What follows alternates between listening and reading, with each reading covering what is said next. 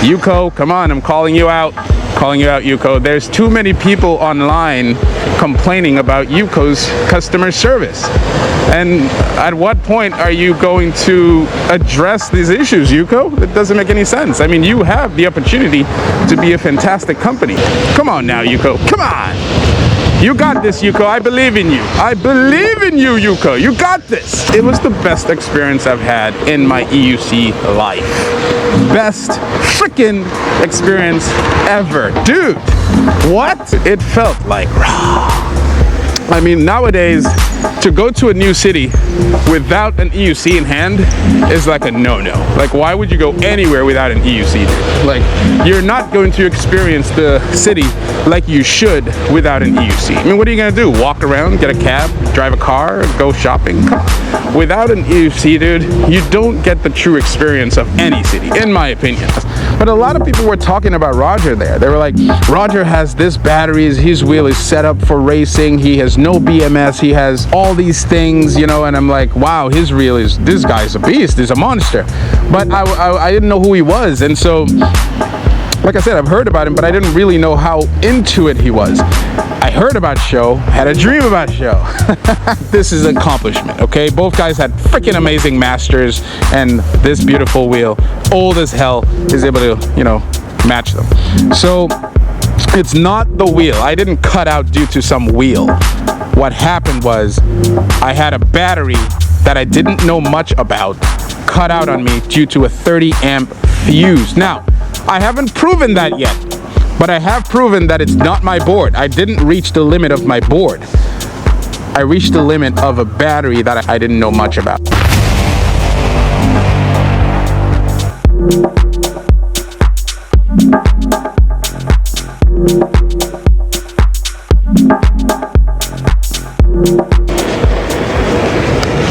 What's up, what's up? I'm just feeling the wheel out. This is the first time I'm riding this since I came back from California, Las Vegas. Feels good, but I know certain things are wrong with it. For example, well, first of all, hello everybody. Hello, hello, hello. I'm so rude. How are you guys? I hope everybody's doing good. I'm doing good. The plastic piece that my pedal hanger is connected to is all screwed up. And it was screwed up before because of the torque MSP, because remember, this shell came from the torque MSP. So there was a little crack that I wasn't too concerned about. But then, after the crash happened in California, the Apple Valley Speedway, these crazy tumbles that it went through ended up adding to the crack. So that's unfortunate. So now I have to deal with this crack, and I'm just taking it easy. Just taking it easy. I don't want to go too fast. You know what I mean? If I had suspension, that crack probably would not have happened. But hey, you know, I'm not making excuses here. But I just wanted to make a video for you guys this morning because I haven't been able to sit down and make a video. Why? Because when I left Boston to head to Cali, I was literally in the middle of getting all kinds of chores done. Like literally all kinds of chores. Zen Lee contacted me and he was like, hey, I need to set up a team for the Apple Valley Speedway race. And he caught me off guard, you know, but I was excited. When he mentioned that, I was so excited. And I couldn't pass up the opportunity. And he sponsored me to be down there, so I appreciate Zen Lee. And he set up a fantastic team, you know. And honestly, at the end of the day, it was about the camaraderie. Because a lot of the two new guys who were on there, they were brand new. But they were fun, man. Their excitement for the sport was on another level. And they were new, you know, and they're both doctors. And, you know, purchasing a wheel is not a big deal for them. But what took me was the excitement they had for EUCs. Holy moly. And one of them had a KS22. And and he had all kinds of issues with that wheel, both with the wheel and the distributor he bought it from. Yuko, come on, I'm calling you out, Yuko. There's too many people online complaining about Yuko's customer service. And at what point are you going to address these issues, Yuko? That doesn't make any sense. I mean, you have the opportunity to be a fantastic company. If parts is the issue, then let people know. Let people know, listen, the parts is an issue. It's going to take me a while to get the parts back, etc., etc. And people will respect you for that. You know what I mean? You don't set up appointments, for example, with people, and then when they come to the appointment, no one's around. The wheel takes freaking months to get ready. You don't service the people who bought the wheel from you. I mean, just as you were happy to get, you know, your ads out there to get people to purchase your wheels, and just as you were excited to have people purchase those wheels, you should be on top of the game to let people be aware of your business practices, especially where repairs are concerned, okay? If you go out there and you sell wheels, you decide to be a distributor, you have to take on all of it. You can't just take part of it. You can't just be like, okay, I sold the wheel, people like the wheel, and that's it. No, if people are complaining about your service, you have to listen to them. We've been saying, oh, Gotway needs to listen to the customers, King Sung needs to listen to the customers. No, distributors need to listen to the customers. Take a hint from Ewheels and take a hint from Alien Rides. You know, Alien Rides and Ewheels are pretty much the best right now. Some could argue Alien Rides is the best only, but Ewheels has not changed in their approach with handling customer issues. And you could definitely take a hint from that, Yuko. So I don't want to draw this out, but definitely, Yuko, come on. Do a good job. Do a good job, Yuko. Come on now. Come on now, Yuko. Come on. You got this, Yuko. I believe in you. I believe in you, Yuko. You got this. All right, moving on. So here I am, you know, riding my awesome MSB, which I absolutely love, as you guys know. Some people call me a Begode, you know, apologist or Begode fanboy, but truth of the matter is, guys, no other company is doing as great a job as Begode. So in terms of what I'm looking for, so I cannot take that away from them, and I'll never take that away from them because they keep making me happy. This wheel went through some crazy tumbles at the AVS, and look at it now. Yeah, it's not in perfect shape. As you can see, there's tape in the front holding the lights together because that popped off. And then you have like the cracks in the pedal hanger assembly. But other than that, the wheel is fantastic and I can still ride. But I'm not gonna go crazy because I need to fix that. I think I might need a new shell. I might need a brand new shell. So, guys, I know some of you guys are unhappy with how I handled the race, but I'm creating a new video for you guys after this one. I already wrote the script and everything. I'm creating a video to show you guys the process of, you know, everything, because it was the best experience I've had in my EUC life. Best freaking experience ever. Dude, what? The AVS was unbelievable.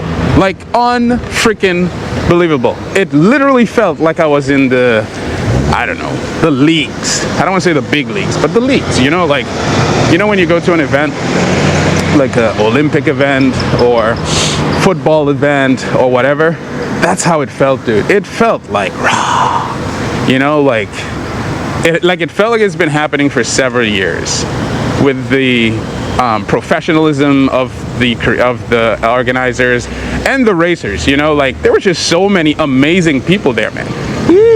So many great riders of all types with different wheels.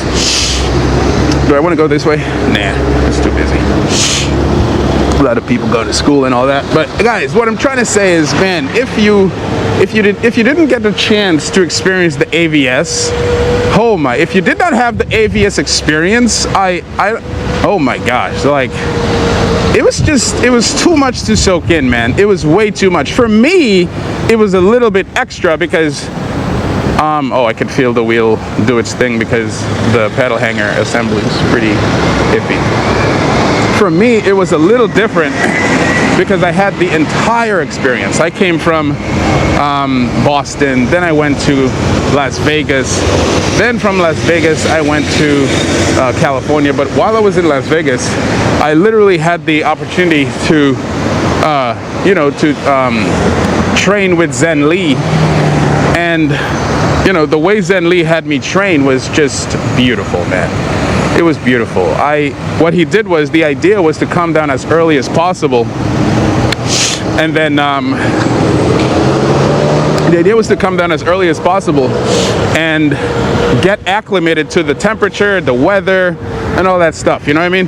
He had originally planned for me to come down an entire month, but I couldn't do that. I literally tried to work it out with my lady and the job, and it just wasn't possible.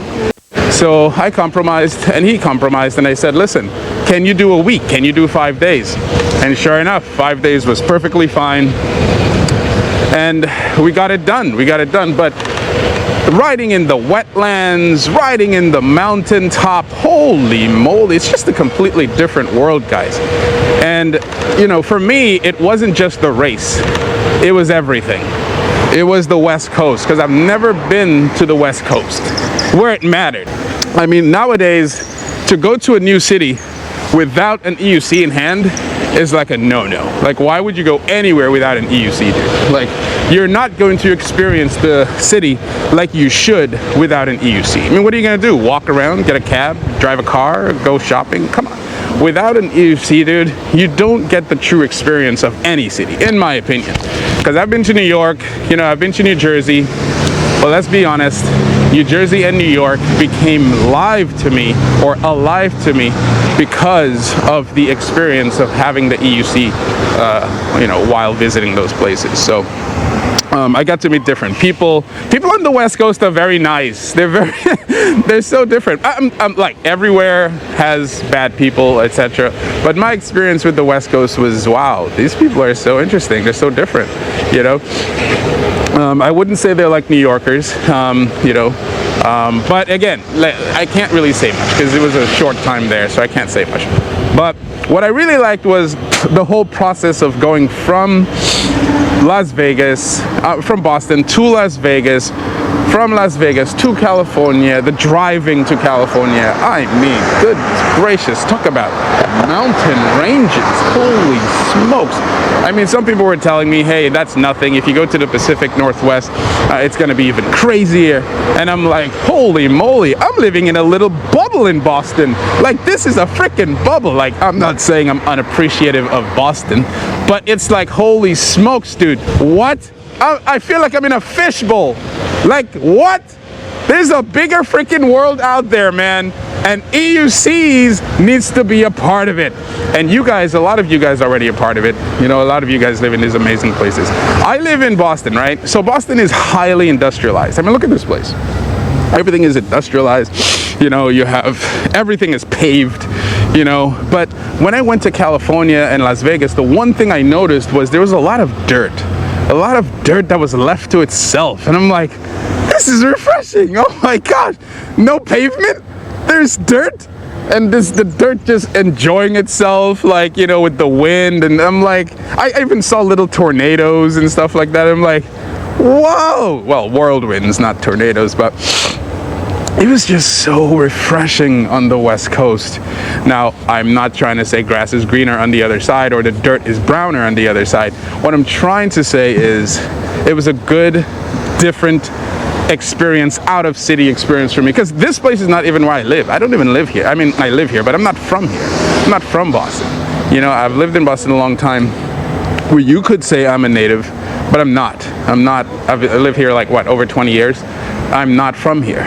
And I think I've gotten numb to the fact that, there are other places out there, dude. Like, why just stay here? I've gotten numb to this place because I don't see, look, we have parks, we have mountain, Blue Hill Reservation is a really nice place. But let's be honest, dude, nothing beats natural. Nothing beats natural. Nothing beats it, man. And shout out to Zen Lee, man. Shout out to Zen Lee for bringing me out there. So let's talk about the Apple Valley Speedway here. So before the Apple Speedway, I'm gonna make a more complete video on this. This is just to explain to you guys what happened. So I didn't know anything about Roger. I heard about him, but I didn't know about him. I heard about Show, but then I had a dream about Show. But anyway, the point is, when let's go over there and talk. When I came to the Apple Valley Speedway for the race, we were concerned about how much of a competition it was going to be this year, because last year was about, what, 40 people, maybe 50 people, I don't remember. It wasn't as much as it was this year. You know what I mean? It definitely was not as much as it was this year. So, you know, Zen Lee, look, he called me out, he brought me out there. So I was like, wow, he must know what he's doing. And first thing, you know, I saw his wheel. It's like the moment I came down, he was in race mode already. He was already in the attitude of racing, and I loved it, because it was like, wow, this guy's for real. And I don't know if you guys know, but he's former military, so I sensed the level of discipline coming from him immediately, like immediately. And so I was like, wow, this guy's on point. And I'm a street rider. I'm a fast street rider. I love street riding, you know, all that stuff. But guys, nothing compares, and I'll just say it now, nothing compares to actual racing. Nothing. Like, street racing or street riding is nice, don't get me wrong, it is nice, but it's not like track competitive racing. And I had a feeling he knew that. Now, he knew I was a fast rider, which is why he called me, you know what I mean? According to him, I inspired him to do EUCs and stuff like that, and someone else inspired me, and you know, that's how it goes, we all inspire each other. And so the point is, he knew I was a fast rider, so he wanted to set up a team, and he called me. He's like, hey, UStride, would you like to be part of this team that I'm trying to build for this Apple Valley Speedway race? And I'm like, are you kidding me? Of course. Abso-freaking-lutely. Abso-freaking-lutely, dude. I want to be a part of this, but I didn't know how it was going to happen. I'm a busy guy, you know, I had a lot of responsibilities both at work and at home, so I wasn't sure how I was going to make this happen. But lo and behold, we made it happen. And so when we got there, he started talking about the fundamentals of racing. He wanted to acclimate me to the weather. He wanted to acclimate me, you know, my legs and stuff like that. Now, granted, I haven't been riding for a long time. I've literally just been working and taking care of the family and stuff like that. A lot of responsibilities at home, you know what I mean? So then he's like, you know, we got to get your legs ready. And I'm thinking, man, he's serious. Like, this must be for real. Like, this is like a real race. And so, so we got there, and you know, the first thing he noticed was my pedals. So he looked at my pedals because of his experience. I guess he's been there 3 times. This was his 4th time. And each time he was on the podium, you know, in 2nd place. That's an achievement by itself. I mean, how you consistently be in 2nd place every single time? You must be doing something right, you know what I mean? So he was doing something right. But he needed a team. And so I was happy to be part of that team. Now, we got there, and the first thing he noticed was my pedals. That's experience. The guy looked at my pedals, and he's like, you're gonna race with that? And I'm like, I have nothing else, that's all I got. I literally just took my wheel and just brought it down there. You know, I shipped my batteries ahead of time to his house, and then I took this wheel and put it in a big old luggage bag, you know what I mean? So we got there, and he looks at my pedals, and he goes, dude, you're gonna race? He's very humble, by the way. He's like, you're gonna race with these? And I'm like, that's all I got. I mean, dude, I didn't care. Like, what I got, that's what I got. I was willing to support you, that's it. And so he looks at my pedals and he goes, yeah, this might not work. And so I'm thinking, damn, I ride fast with these pedals. These pedals are awesome. I was hyping them up, like, these pedals are great. And then he goes to me, listen, try these pedals. So he gives me this expensive $250 plus Begode honeycomb spiked CNC pedals, and I looked at them and they were heavy. I put them on the wheel and I'm like, holy freaking smokes, what kind of pedals are these? Like, granted, I had experience with the E-Ride's pedals, but I couldn't fit the E-Ride's pedals on this, so I had to get his pedals. So I put it on there and I'm like, this feels crazy. I immediately felt like double better, you know what I mean? So then I'm like, all right, cool, pedals are changed. What else do you want me to do? So I'm like, wait, I don't have any bumpers. Can I print some bumpers? Couldn't do it.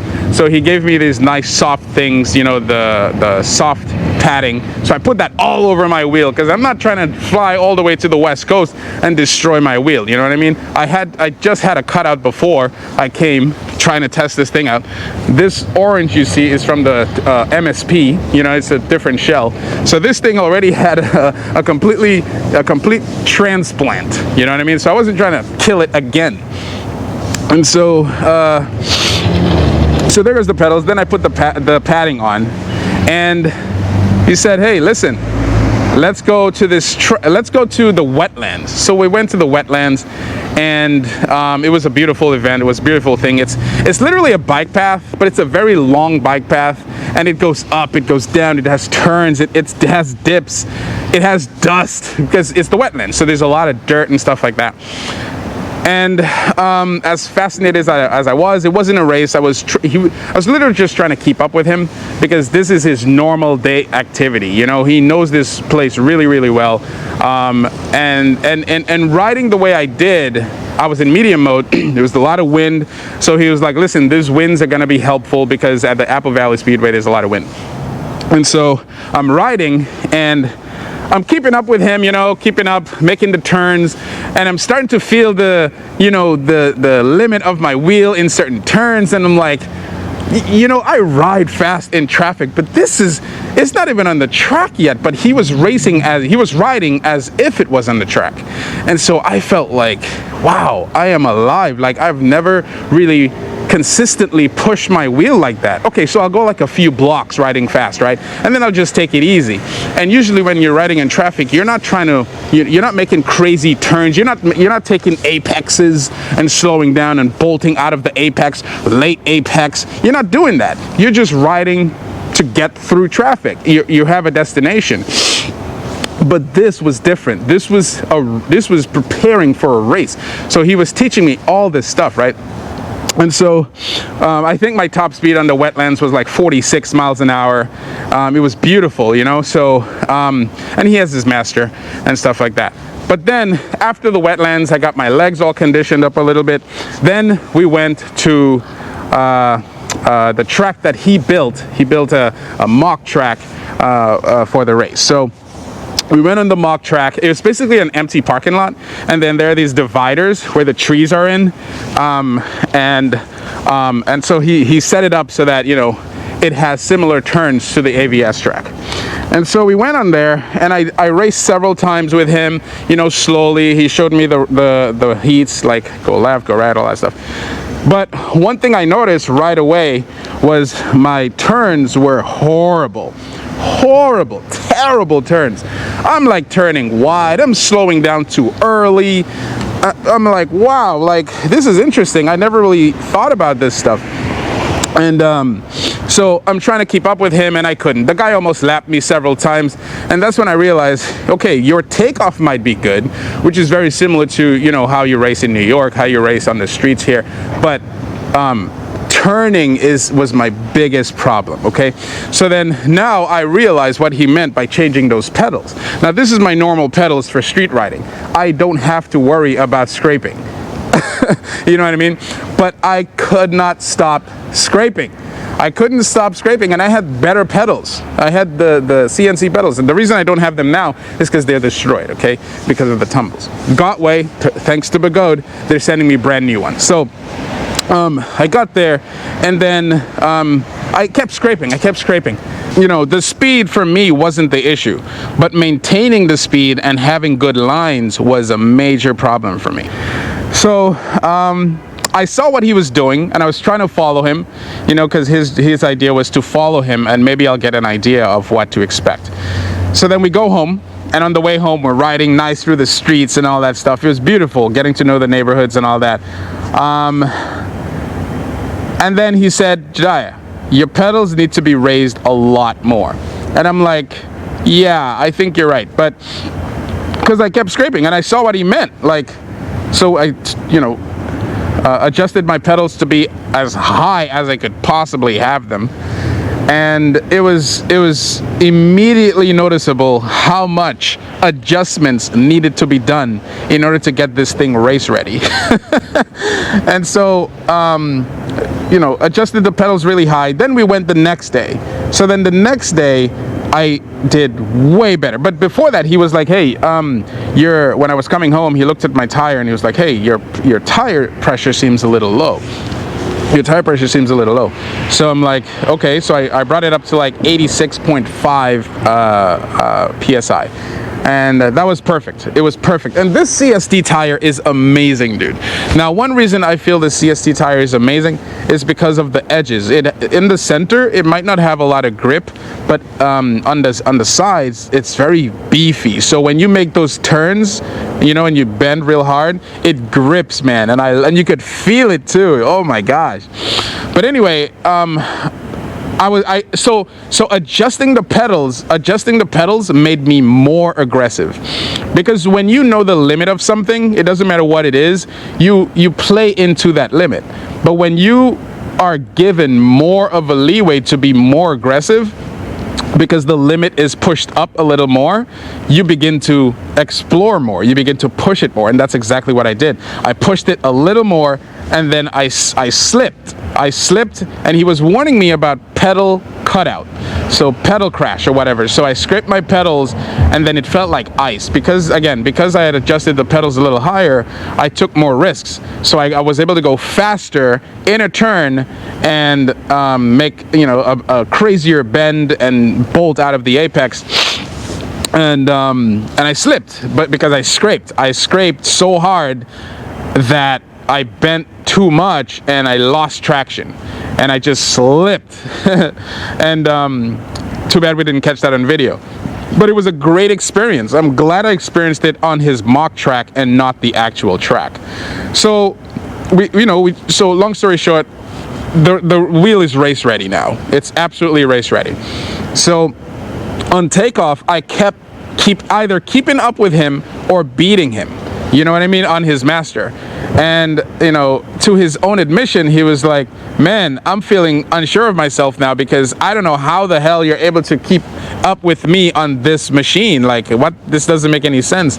Because and then he was like, maybe he's not pushing the master too fast, because he's just like, how the freak are you keeping up with me? And that made my head a little big, you know, because I'm like, wow, yeah, the MSP is not best. You know what I mean? It's not the best, but you get my point. Like, it's a really capable wheel. And so I'll explain more as to why I raised the MSP and why, you know, blah, blah, blah. I think 100 volt is still valid in the other video. But I got more confident, you know what I mean? Then we raced in the later in the day. Then we raced at night. Then we took a break. And then that was one day, or I think that was, yeah, one day before the race, I took a break. We both took a break to relax our legs, to relax and get ourselves in a relaxed mode. Then we went to the mountains and stuff like that. So then on the race day, we got to the Airbnb. And then when we got to the Airbnb, we were just talking, having fun, and just talking about the race. You know what I mean? How we're going to do the race, how we're going to pretty much handle everything, what the game plan is and stuff like that. And one thing he mentioned to me was, you don't want to get any adrenaline. Okay, the moment you feel adrenaline, something's wrong. And for the time trials, I was fine. So he did a time trial, I did a time trial, and my time trial was equal to his, 122, 122, you know what I mean? Now in time trials, not everybody pushes it. They just want to make the time trials to the best that they can without destroying their wheels, you know what I mean? And I did a great time trial. I'm very happy with it. I could have done better. There was a lot of room for improvement. And so I got there, and he asked me, hey, you did, what was your time? I did 122. And he was like, wow, you did the same as me. And then he goes, was there room for improvement? Do you feel there was room for improvement? And I like that question because, you know, it really puts it in your head, like, what did I do wrong? What did I do right? What could I have done better? You know, what limited me, etc., etc. So that was a really good question. And so when after the time trial, so it's a 2-day event. The first day was time trials, and then the next day is the race. So then we got back to the Airbnb, and we're just chatting. Now Roger, who I've heard before, but I didn't really know he was a racer. I know he rode fast, but a lot of people were talking about Roger there. They were like, Roger has this batteries, his wheel is set up for racing, he has no BMS, he has all these things, you know, and I'm like, wow, his reel is, this guy's a beast, he's a monster. But I didn't know who he was, and so, like I said, I've heard about him, but I didn't really know how into it he was. I heard about show, had a dream about show. And so we were talking about the race, and his main concern that night was not about show, because we know show, you know, did well, I believe, the last time or the time before that. And but Roger, we were mostly concerned about Roger, because Roger did a time of 117. Now, it's one thing to ride amazing when there's just you on the track, but it's a completely different thing to ride with like 4 people, 10 people on the track. It's completely different. You'll have to adjust to all these people. And so, you know, so we got there, and he was really concerned about Roger. I wasn't concerned about anyone, like literally. I wasn't concerned at all. My goal was to compete with show and be as competitive as I possibly could with show, you know what I mean? Because I looked at a video the night before, and several videos, and I was seeing how people were turning, I saw how people accelerated, I saw how people crashed and all that stuff, and I'm like, wow, this is crazy, prepare for it. So then I saw a particular video about show where he was explaining how he accelerates, how he brakes, how when he takes a turn, he, you know, accelerates out of the corner. And I'm like, wait a minute, this guy rides like me. He has a similar riding style as me. So I'm like, you know, granted, he's a lot lighter than I am. But the point is, he was concerned about Roger. And so he was doubting himself and all that. And I didn't really care.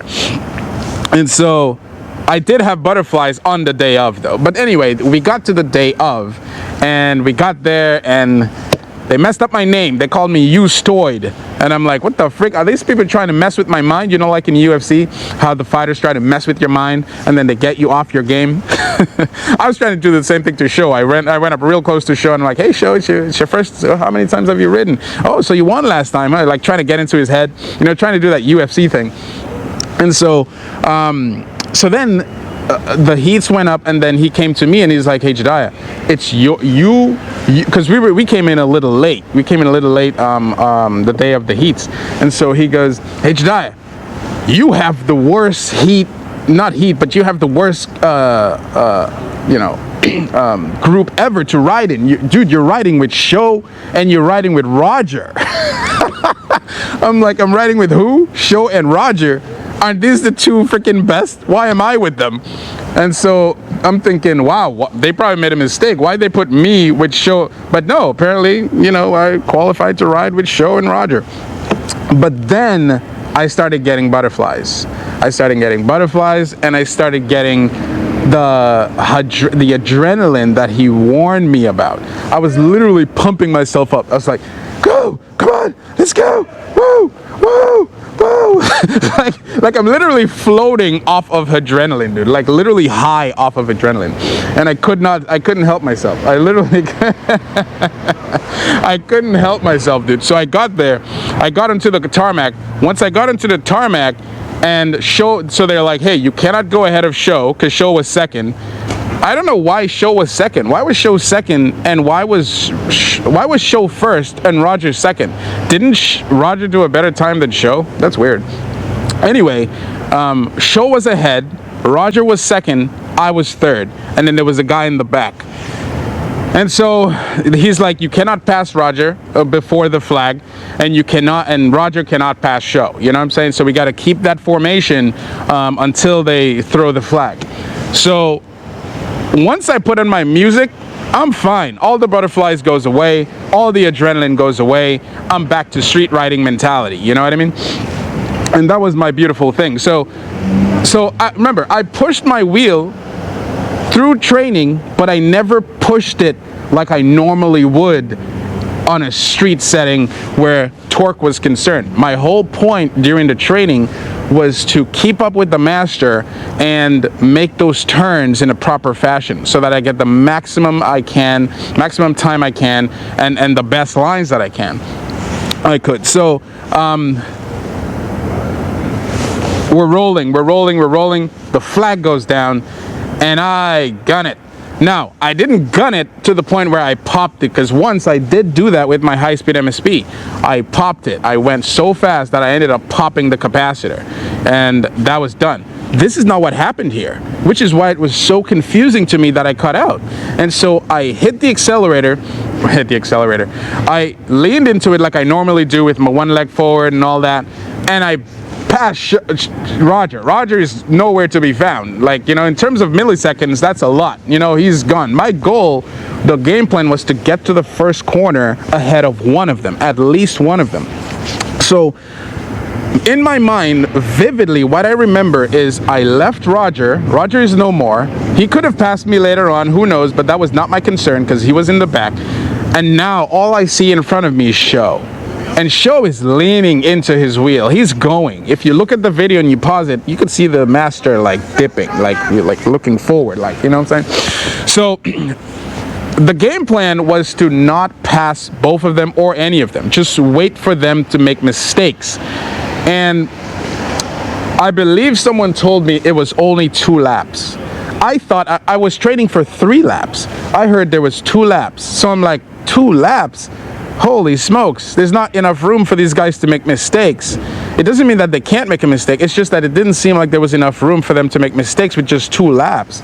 And so what I did was I said, pass Roger, which you did, or pass one of them. I just happened to pass Roger. And then at the first corner, you can start backing off and then waiting for them to make mistakes.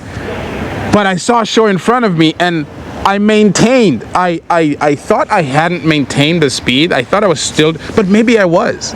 Maybe I was still trying to push it to keep up with Show, because I think that's what happened. I tried to keep up with Show. My wheel would have been able to keep up to some degree. The issue is I had a brand new battery, Litech battery from Ewheels, and that was my downfall. Okay, the wheel had a 30 amp fuse that, you know, that was its limit. And my other batteries, I never had a fuse on those batteries. And so that's what happened. I heard a pop. I was like, no, please no. Don't tell me it's my board. Don't tell me it's my capacitor. I trained for this. Why is this happening? You know, because at least with my wheel, once I get moving and then you accelerate hard, the wheel doesn't just pop. It doesn't just cut out on you, because you're not pushing the wheel past its limit. You're pushing it near the limit. So what the wheel will do, or should do, is give you a little dip. It should give you, you should at least feel battery sag if the battery is, like, you know, degraded. In this case, the batteries were not degraded. They were brand new batteries. So I felt no battery sag. I felt no dip, nothing.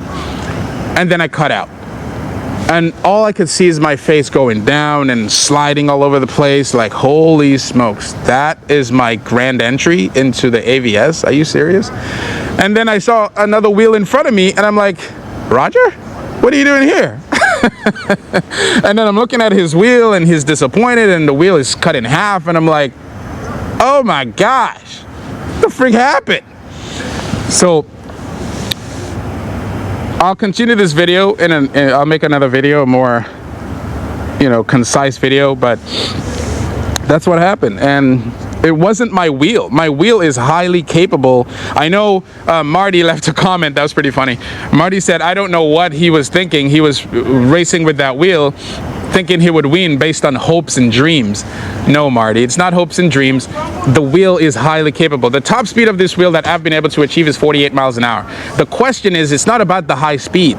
It's about how much can you maintain that high speed? This is only an 1800 watt-hour battery. It's a 2000 watt motor, way less than what these guys have. So what I had to do was tilt the wheel back 3.6 degrees, put it in hard mode, have amazing pedals, and all that stuff, and have good form in terms of riding. So that's how I was able to really maximize the potential of that wheel. Otherwise, it's going to be tough to raise it at a pro level. So just so you know, there's pro, a sportsman, and beginner. I was in the pro section, so I'm very proud of that, guys. That's something very awesome to be happy about, that I was able to race this high-speed MSP and compete with Show and the likes of Roger. I mean, come on, dude, with a high-speed MSP. Come on, man. This is beautiful.